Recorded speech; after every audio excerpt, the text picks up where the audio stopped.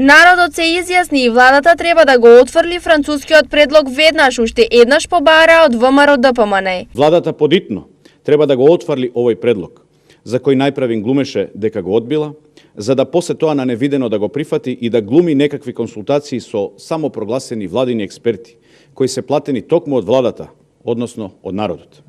Народот на Македонија веќе ги испорача потребните консултации на владата, односно секојдневно кажува не на бугаризацијата и бришењето и исчезнувањето на македонскиот народ. Од СДСМ денес повторно организираа прес на кој порачаа дека местото за дебати е собранието. Собранието, храмот на демократијата, е вистинското место за одлука околу заклучоците за последниот европски предлог за почеток на преговорите со Европската унија.